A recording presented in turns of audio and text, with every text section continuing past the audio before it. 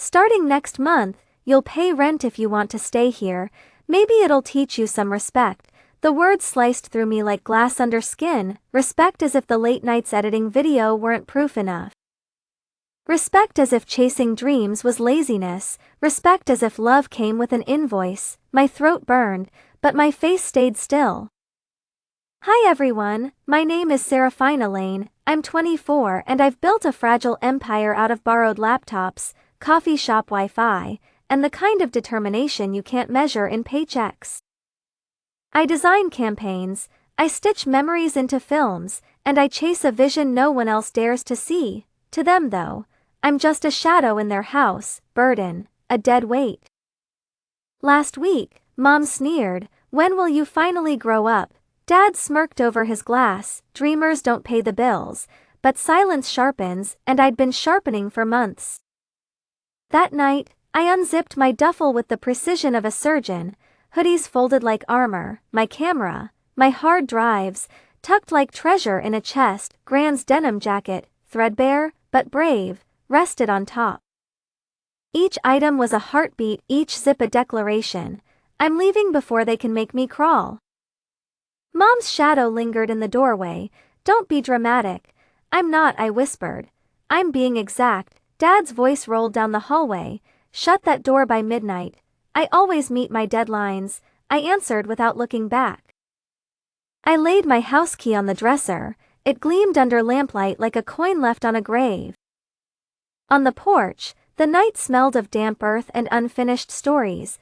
The street hummed low like it had been waiting for me to choose myself. Behind me, the house sighed, walls swollen with contempt, pretending not to care.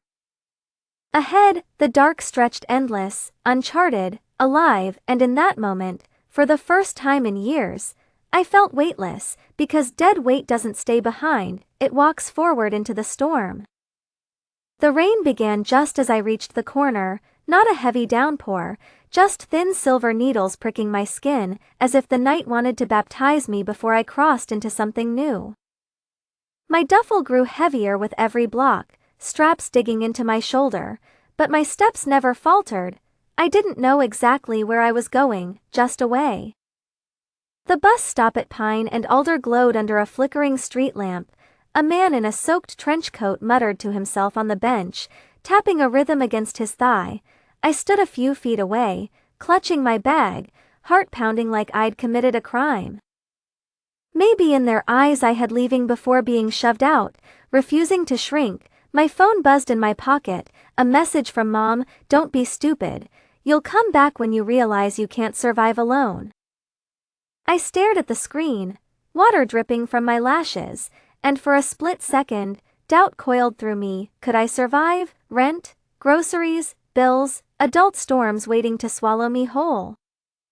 But then I remembered the way Dad's fork clinked against his plate when he called me useless. I remembered the way Mom laughed when I said I'd landed a client. Doubt evaporated like steam. The bus arrived with a wheeze, doors groaning open, warm air spilled out, smelling faintly of oil and old carpet. I climbed aboard, dropped a few crumpled bills into the machine, and slid into a seat near the back. My reflection stared back at me in the rain-streaked window, pale, damp, but lit with something fierce. As the city blurred past, I pulled out my notebook, the one with invoices stapled inside, and flipped to a blank page. My pen scratched across it. This is not the end. Behind me, the city exhaled. Ahead of me, a map unwritten, and in that fragile silence between departure and arrival, I made myself a promise. I would never again beg for respect from people who couldn't see my worth. The night bus carried me forward, humming like a secret ally. The bus rumbled deeper into the city, its engine groaning like an old animal, each stop spilling out strangers into the wet night. I clutched my duffel tighter, the fabric warm against my chest, as though holding it could steady the storm inside me. By the time we pulled into the downtown terminal, the rain had thickened into sheets, hammering the pavement. I stepped off, shoes splashing, neon lights bleeding into puddles like watercolor. The air smelled of fried food and diesel, a messy chorus of survival. I had no apartment, No friend's couch waiting, no neat plan folded in my pocket, just a list of small clients and the grit in my bones. I found a diner glowing with a flickering open 24 hours sign and slipped inside. The bell above the door gave me away, but no one cared. The place buzzed with tired truckers and college kids hunched over greasy plates. I slid into a corner booth, pulled out my laptop, and tethered my phone. The Wi-Fi was slow, but it worked. The screen glowed against the tiredness in my face as I opened unpaid invoices, replying to clients, pretending like this was just another night of hustling. But the truth pressed hard. I was homeless, at least for tonight. A waitress with tired eyes sat down a cup of coffee on the house, she said, glancing at my soaked jacket. You look like you need it. Thank you, I whispered, wrapping my hands around the mug like it was the only warm thing in the world. My phone buzzed again. Dad, this time, so you think you're independent, don't come crawling back when you fail.